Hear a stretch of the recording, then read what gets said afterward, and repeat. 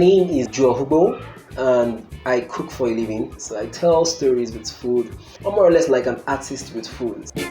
I'm inspired by produce, by ingredients, by things I see around me. Whenever I find a very good produce, ingredients, whatever it is, I try to want to tell my story from it. The finesse of the produce, I want to bring out the best from that produce. I enjoy cooking for people. I like to see the smiles on people's faces when I cook.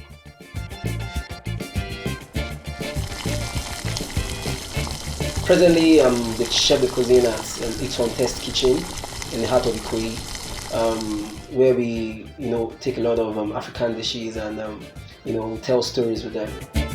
Cooking at It's on has really helped me broaden my perspective around food. I look at myself as one of very young chefs who's going to tell the story of African food to the world.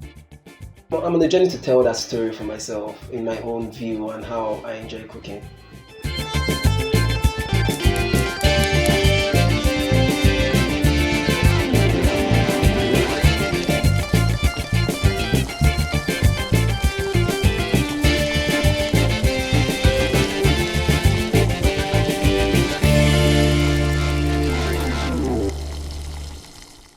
Growing up, my mom passed when I was 4, and I had a lot of cousins that stayed with us. So, there has a culture in my family. We cook majorly on Saturdays, like we do this bulk cooking for the week and everything. So, I remember going to the market in the heart of Surulere, somewhere in Idi Araba, and we get fresh produce from the market. We get smoked mackerels, we get medusa, and we get home with all this produce that we bought, and I have to help her prep. Help her clean the fish, help her pick out the bones from the smoked fish, help her wash the meat, help her pound pepper and onion and all those things. It was just something I naturally just did because I just enjoyed the smell, and I really liked it because I could, while she's doing those things, she would just give me something to pick and eat. And so for me, it was almost like a reward for staying in the kitchen cooking with her. It was just a growth naturally, and I just found myself, I love doing it. I did it for friends. I remember my very good friend Gazal, his birthday, where I had to make some grills. That was like my first outdoor job I did. And it was grilled chicken and suya.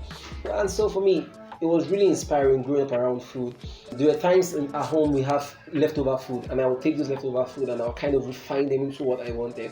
I would sometimes they become either very salty or they become very spicy because I was just trying to learn to blend spices together. I remember using calabash nutmeg to putting it in my porridge, and it just changed the flavor of that porridge.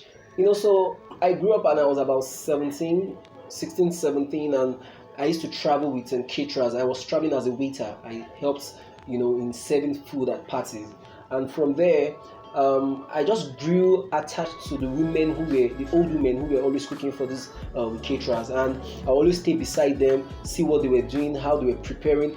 I was never allowed to touch anything actually, but staying around them, seeing how they cooked, how they knew exactly what the amount of things to put in their jollof rice, in their yamasi, in their eforiro, and then seeing that every different cook had a different way of cooking a particular dish was what amazed me. I probably went to Ijebu and I will see a cook. I will see how they cook a particular dish, and when I go to Enugu, I will see how they cook that same dish in a different way. So that really inspired me to at that point, at that age, I began to learn that everybody told food in a different way, and so the interest grew, and that was how it just became natural with me. I was drawn to food. I was drawn to cooking for people. The excitement when someone tells me my food was great, and also the feeling when someone told me I probably didn't cook pretty well, but it was all those things made up my cooking. All those things, just drew me more. I wanted to soak more. I wanted to learn more, and that was how, I just became so attached with cooking and the kitchen space. So what inspires my cooking is the produce. Whenever I find a very good produce, ingredients, whatever it is, I try to want to tell my story from it. The finesse of the produce, I want to bring out the best from that produce. So I'm from Delta State, Nigeria, and I grew up in a household where food was really appreciated.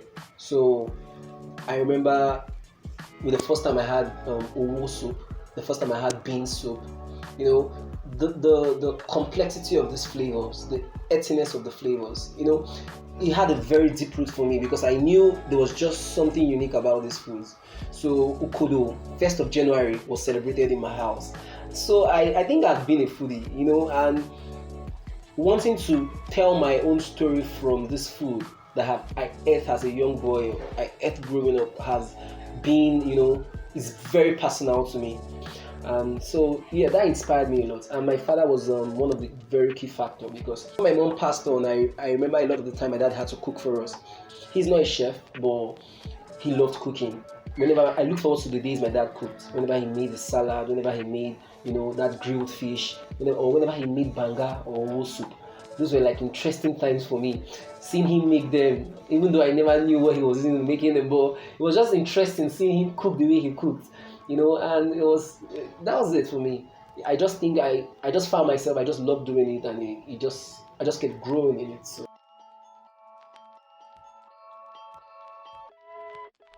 And I remember also as a child, the first birthday party I attended, one of my neighbors on the street where we live, and I ate the jollof rice that was cooked.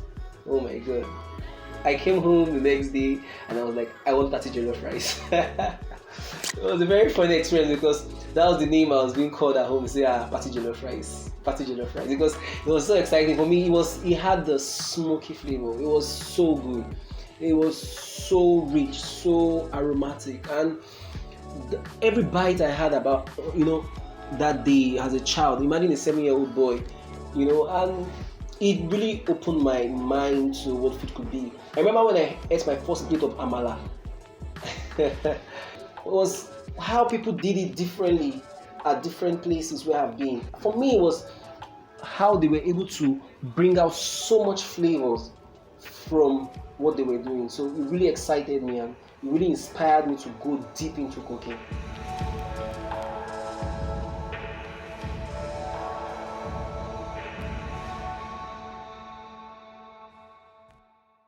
So my best food experience, I would relate it to when I was 19 and I got my first job as a head cook. And I had to learn on the job basically because I remember I really didn't know much about cooking. I was used to just cooking with caterers and everything, but this was a job where we had a diabetic patient and we had someone who had ulcer and I had to cook for them every day. So for someone who had diabetes, they had to reduce the amount of starchy food that they were eating. For the ulcer patients, the amount of pepper that was in their food. And then when I was being given the job, I wasn't told that I was not going to be cooking with bouillon cubes. So on getting the job, the second week, the shocker came that I have to cook, but I won't have to use seasoning cubes. And at first I was terrified because this was something I was used to growing up, cooking with seasoning cubes and everything. But having to learn or to unlearn something that you grew up with and then begin to transform your cooking was like the defining moment of my life, because it was at that point I knew that I had skills, the ability to learn on the job. So I had to go to women who lived around my area to ask them, mostly old women, people that were in their 80s, their 70s, and I would go, I'll say, Mommy, Kasoma, please, how do you do this when you were much younger without using seasoning cubes? And then they began to tell me, oh, you make use of iru, you make use of yaya, you make use of this, you make use of crayfish. A lot of them taught me about how I could use crayfish to lift up my food, how I could make use of smoked mackerel, how I could make use of smoked chicken, smoked turkey, and that actually really helped me. So having to be able to now grow from me being called, I remember one time my boss told me I'm using them as a guinea pig, and by the time I was going to leave there, he called me and he congratulated me. He told me I had grown so much that he really enjoyed every food I cooked for him, that he saw me grow on the job. And that was like the best moment of my cooking life as a young boy, as a 19-year-old boy. And so the journey for me so far has been very exciting, and I'm still on that journey.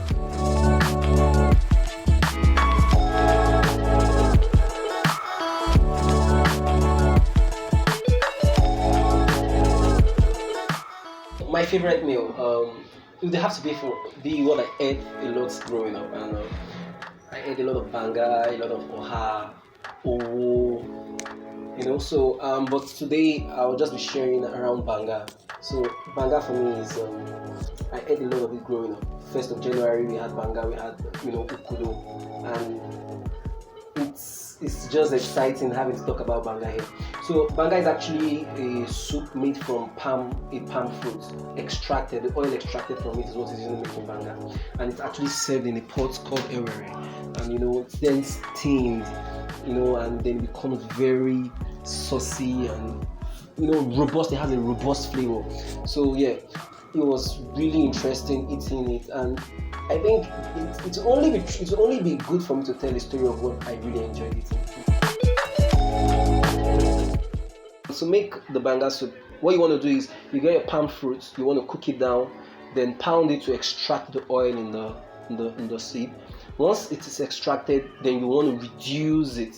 So in the process of reducing is where you add your crayfish, your belentente, all the spices, the banga spices that come, that you have to add to it to make a banga soup actually. So it's actually pretty easy, but it's just all you have to do is just cook down until it's concentrated, until it gets to where it needs to be. So your seasoning cubes, people use crayfish, whatever they want to use. But for me today, I'm trying a bit of twist to how I'm cooking my banga soup actually. So I'm actually making a banga reduction, not the banga, so which is gotten from banga soup basically. So the banga soup, then I'm going to reduce it to make a banga reduction sauce, and from that banga reduction sauce, we're going to be making on the side we're going to have a herb rice, and which is going to be served with the chicken breast, and enjoy. It's going to be exciting.